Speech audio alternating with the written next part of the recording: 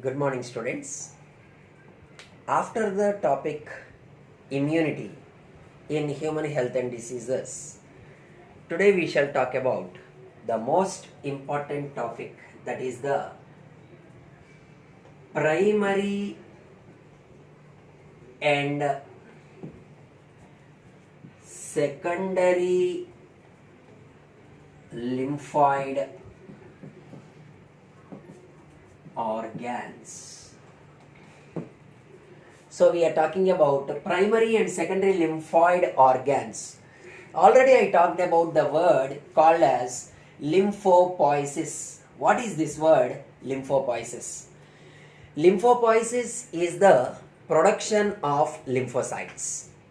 So these lymphocytes are of two types, called as T lymphocytes, which help in the cell mediated immunity, and the humoral immunity caused by B lymphocytes. The B lymphocytes also, you should know that they help in antibody mediated immunity. So those are called as lymphocytes. So here we are talking about the primary and the secondary lymphoid organs. So here first we shall talk about primary lymphoid organs. The primary lymphoid organs are those organs in our body where the lymphocytes mature, proliferate, and grow. So the primary lymphoid organs are those particular organs in our body where the production of the lymphocytes will take place, where maturation of the lymphocytes will take place, that is the growth of the lymphocytes will take place, and the proliferation of the lymphocytes will take place. What are the examples for these particular organs in our body? That is the first important one, called as bone marrow. So bone marrow is the major important primary lymphoid organ where lymphopoiesis will take place, where the maturity, proliferation of the lymphocytes will take place. It is also called as bursa equivalence. It is also called as, other name for the bone marrow is the bursa equivalence. The second important organ is called as thymus. The most important primary lymphoid organ is this particular thymus, where the production of the T lymphocytes will take place. That's why it is called as thymus, location of the thymus. So here you should know that to the dorsal side of our heart, where nearer to the aorta, we have this particular gland called thymus. So you should know that this is the gland which shows atrophy with age. What is the meaning of this word atrophy with age? Originally, when you observe a child, the thymus gland is very, very larger. But as the age is increasing, the thymus gland will gradually decrease, and by puberty, this thymus gland reduces in size. That is the meaning called atrophy with age. So the primary lymphoid organ which shows atrophy with age is the thymus gland, present to the dorsal side of our heart, and plays a very important role in the production of T lymphocytes. T lymphocytes will help in CMI, that is the cell mediated immunity. So it is the thymus gland. So this bone marrow and the thymus play a very important role in acting as the primary lymphoid organ. So after the primary lymphoid organ, the next important place is for secondary lymphoid organs. So what is this particular secondary lymphoid organs? Actually, we can tell that these are the places in our body where you will show the actual fight between the pathogen or antigen with the antibody or between the killer cells. So we can tell that these are the battle places or the place of war for the immune cells. So the secondary lymphocytes or some secondary lymphoid organs are those particular places in our body where the actual encounter between the pathogen and the antibody or the killer cell will take place. That is the place. It is also called as battleground for the fight between the immune system and the pathogens. So those are called as secondary lymphoid organ. So whenever any antigen comes, this particular immune cell will get activated and start producing the antibodies and start fighting with them. So those are the secondary lymphoid organs. Directly we can talk about the examples of the secondary lymphoid organs, that is the tonsils, Peyer's patches, lymph nodes, spleen,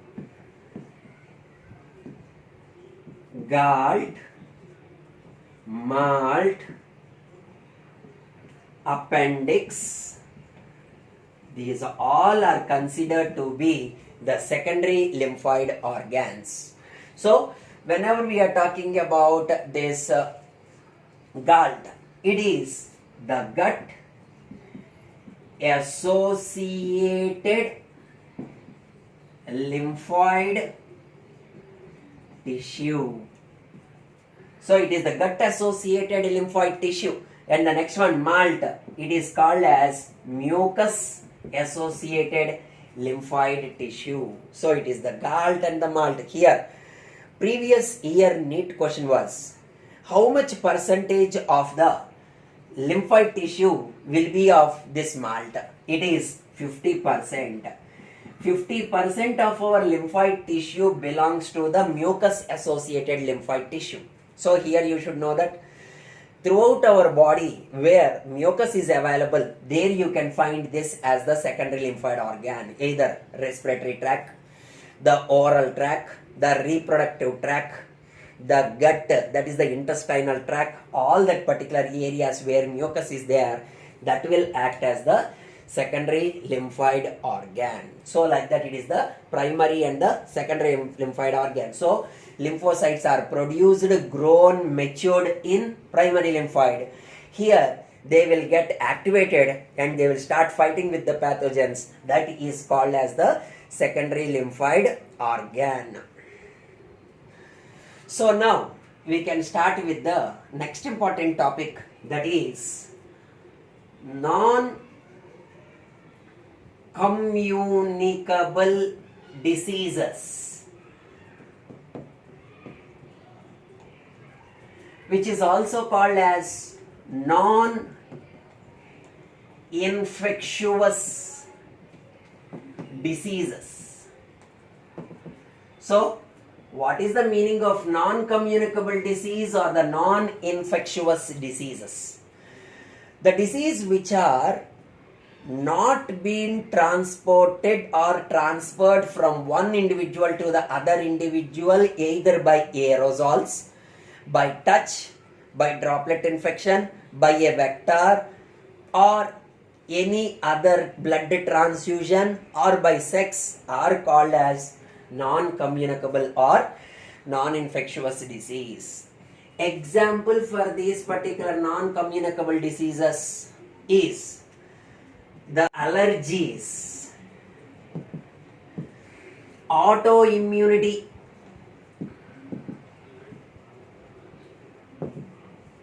cancers, blood pressure,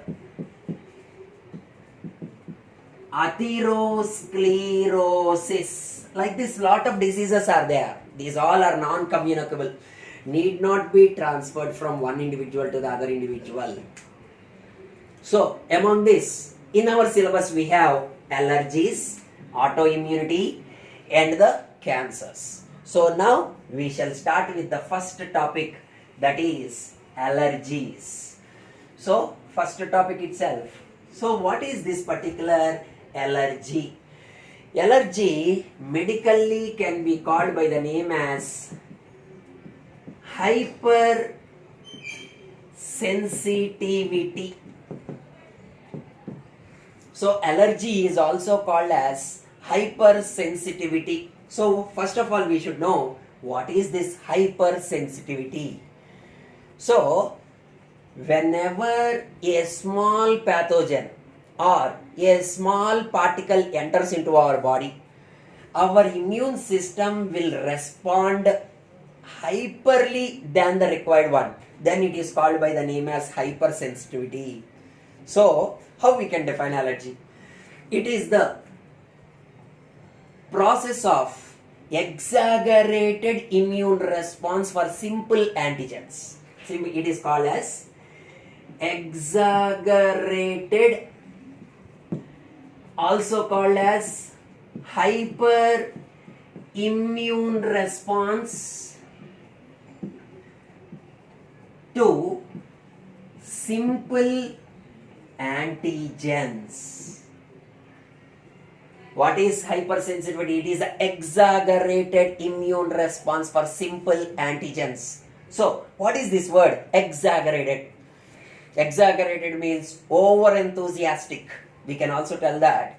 Hyper means for small pathogens, small antigens, there doesn't require much amount of immune response. But in our body, for small antigen also, they will show this particular process of hypersensitivity or the allergies. So here you will get the word called as allergens. What is this word? Allergens. So it is called as agents which cause allergies. Agents which cause allergies are called as allergens. Example for the allergens is animal dander, dust, mites, fumes,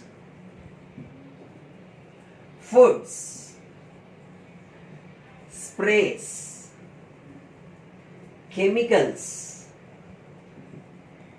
So animal dander, dust, mites, fumes, foods, even small pollen grains also. So these all will show a mechanism of acting as allergens. Allergens are the agents which causes allergies. The agent can be animal dander. So we will, in our hair, we will call it as dander, but that is called as we will call as in our body it is dandruff. But animals we will call as dander, animal dander. So like that it is the one. Which is the fine dust particles.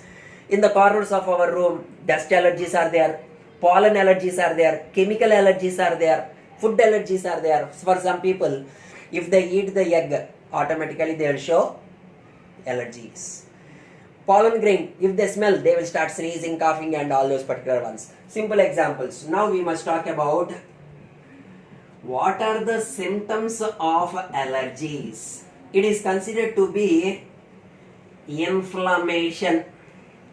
What is this particular inflammation? It is redness, pain, swelling, itching,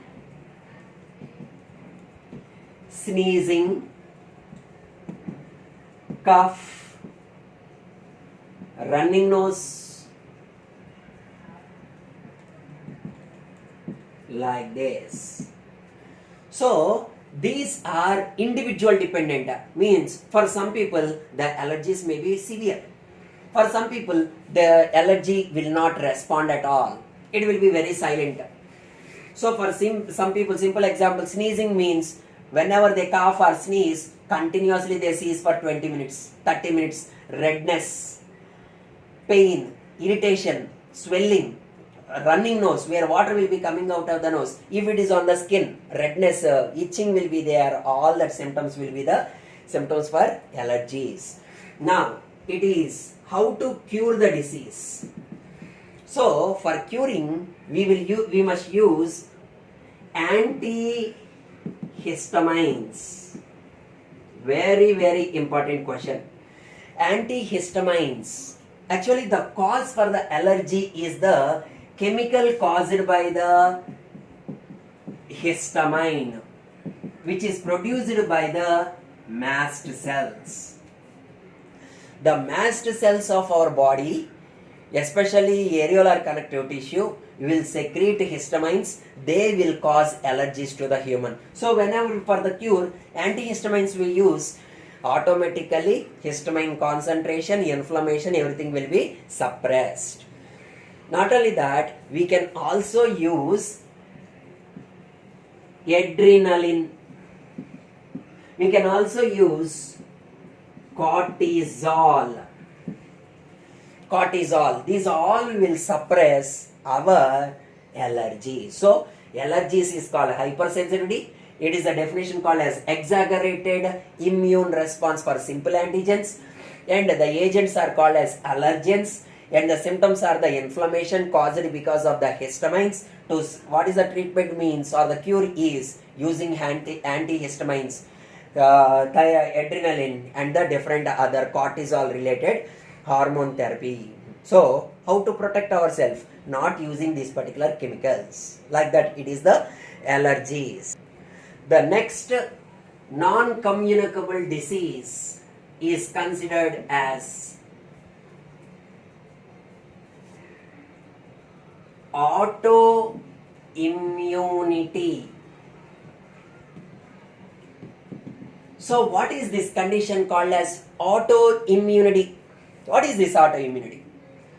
So actually our immune system have a peculiar character called recognition. Recognizing self and non-self. What is our self? What is foreign self? That's what is the major recognition for immunity. But imagine that our immune system lost the power of identifying or detecting the self and the non-self antigens and start killing our own body cells, then it is called as autoimmunity. So what is autoimmunity? It is the condition in which our immune system loses the power of determining or differentiating self and non-self antigens. Unable to detect or unable to discriminate between self and non-self and start killing our own body cells. Our muscle cells are treated as foreign and they are being killed away. Our synovial joint cells are treated as foreign and start being killing away. Our liver cells are treated as foreign. Our brain cells, our skin cells, like that, different ones are being there. So example for this particular autoimmunity is rheumatoid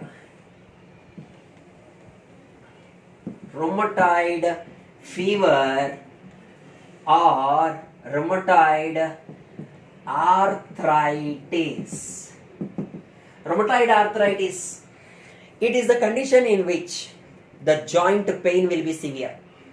Our synovial joint cells are treated as foreign and start being killed away by our immune system.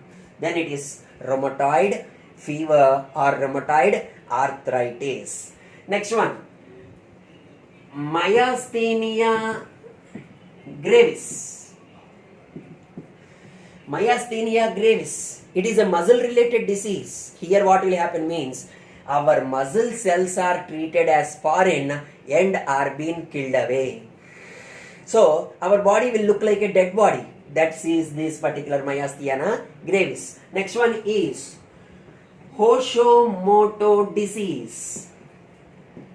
It is the condition in which our thyroid gland is treated as foreign and our thyroid cells will be killed away by our own immune system. Then it is called Hashimoto disease.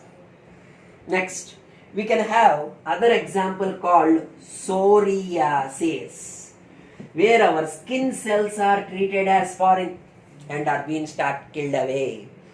Like this, psoriasis, Hashimoto disease, myasthenia gravis, rheumatoid fever are the examples for autoimmunity and cause severe damage to our immune system. So here you should know that these are considered as non-infectious or non-communicable diseases.